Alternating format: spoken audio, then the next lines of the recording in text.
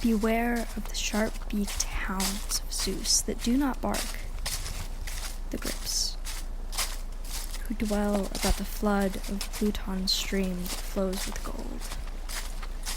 Do not approach them. Eyes like fire lie within the head of an eagle, with the body of a lion and expansive wings. These are the characteristics that make up the visage of the griffin. Dwelling anywhere it might make its nest, from the scorching sands of the deserts to the heights of a mountain spring, it plays guardian to hidden treasures before it falls asleep.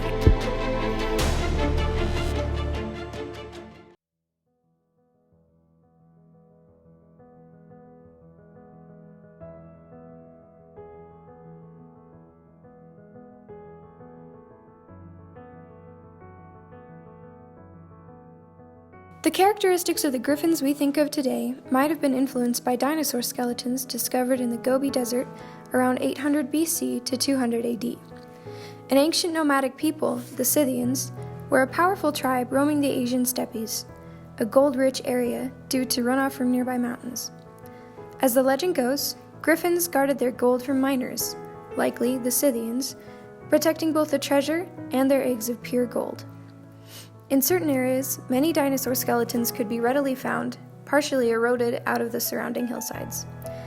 Protoceratops is the species credited to giving life to the griffin myth. The four legs and the fearsome beak greatly resemble the half-lion, half-eagle legend. However, the speculation that Protoceratops inspired the griffin legend was disproved later, for neglecting to take the earlier iterations from Palestine or Babylon into account. Griffins have been frequent actors in many Greek texts and art for millennia, present in tragedies like Prometheus and comedies like Aristophanes' Frogs, all the way to genuine historical documents written by scholars like Aelian and Cisseus. However, they usually only appear as side quests or minor obstacles. Regardless, to us today, griffins are beings of myth, fantastic creatures that reside only in stories. But thousands of years ago, hundreds of years ago, they were understood to be as real as the sky is blue.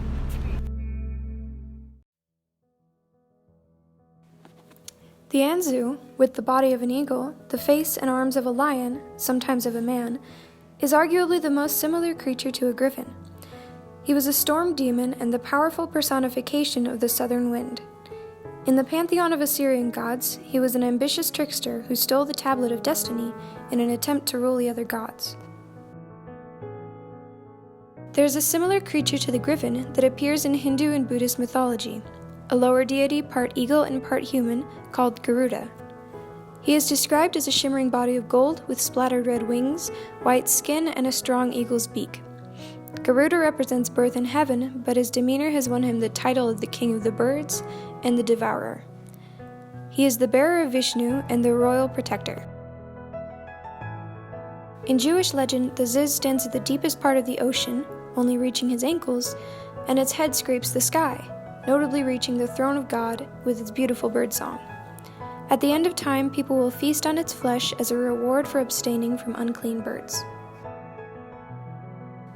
Nemesis, the Greek goddess of retribution and indignation, was pictured with griffins wheeling around her throne. In Greek culture, griffins are a symbol of Nemesis and are usually pictured resting on the wheel of fate, a reminder of her task to punish people with undue good fortune. In medieval times, griffins were seen as the most regal of birds and of beasts because of their eagle and lion body parts, representing strength, power, courage, and leadership. Griffins have been depicted as a powerful force to be reckoned with, and drawn to other powerful monsters. It was no wonder that they were used in medieval heraldry and coats of arms. Interestingly, though, you can distinguish between male and female griffins by their wings. A female griffin is usually depicted as an open-winged but never closed creature, and the male is described as having no wings at all, but with thorns littered across its body. The griffin was used as a protector of sorts, and was believed that they guarded large amounts of treasure.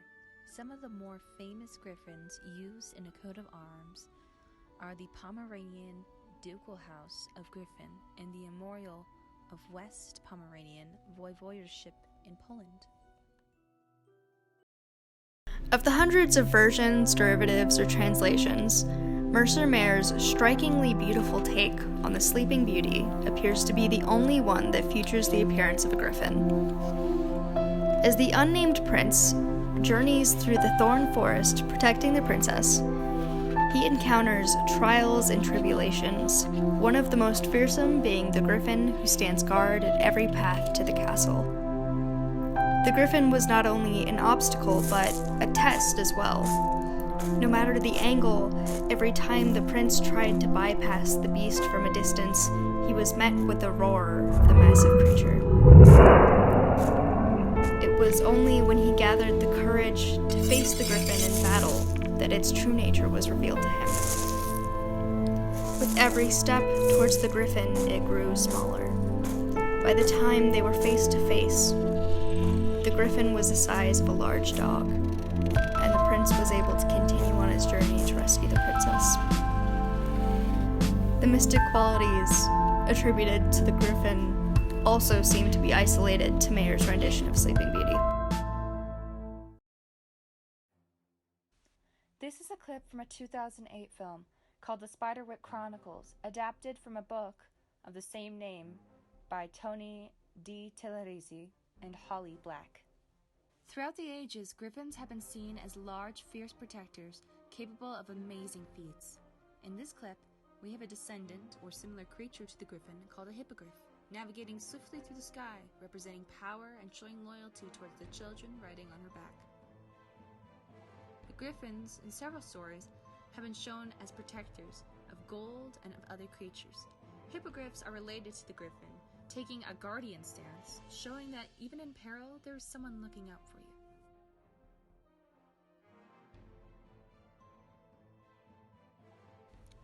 This is a clip from the movie The Chronicles of Narnia, The Lion, the Witch, and the Wardrobe, an adaptation from the novel of the same name by C.S. Lewis. There is no griffin within the novel, but in the movie adaptation there is.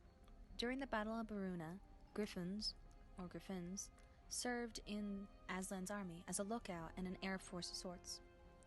They fought with their wings and their strength, serving their loyalty towards the rightful crown. Griffins have a lot of meanings. From overarching themes of strength and nobility to individual problems seeming large and impossible until we actually face them. Griffins are beings of majesty and power, evoking awe and respect similar even to a deity. In Christian tradition, a griffin is a symbol of Jesus Christ's dual nature, an eagle for the Lord of Heaven and a lion for the Lord of the Earth. Griffins are guides and protectors, showing loyalty, leadership, and courage, giving hope to those who need it. They are fierce creatures, but they represent what we aspire to be able to do: overcome our fears.